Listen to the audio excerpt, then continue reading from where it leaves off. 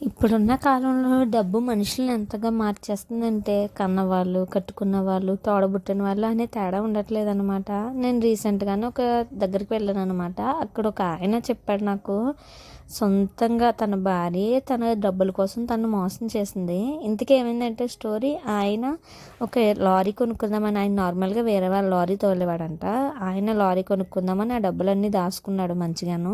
ఆ డబ్బులు దాసుకున్న తర్వాత ఎక్కడ దాసాడు, దాయడం వాళ్ళ ఆవిడ దగ్గర దాసాడనమాట. అయితే తనకి సడన్‌గా ఒక యాక్సిడెంట్ అయింది. యాక్సిడెంట్ అవ్వడం వల్ల తను చాలా రోజులు కోమాలో ఉండొచ్చాడు. అయితే కోమాలో ఉండి రావడం వల్ల ఆవిడ ఏమని చెప్పేదంటే, ఆయనకి పిచ్చి పట్టింది అని చెప్పిందంట. పిచ్చి పట్టిందని అందరి దగ్గర నమ్మించి ఆ డబ్బులు పట్టుకొని ఆయనకి తెలియకుండా కువైట్ అయితే వెళ్ళిపోయిందంట. చూడండి అసలు ఎంత మోసమో. చచ్చినా బ్రతికినా ఒక్కరితోనే అని చెప్పేసి వచ్చే భార్య ఆవిడని మోసం చేస్తే ఇంకెవరు చూస్తారు చెప్పండి. దీనికోసము ఇంకా మాట్లాడాలని ఉంది కానీ ఎందుకులే అనిపిస్తుంది అంతే.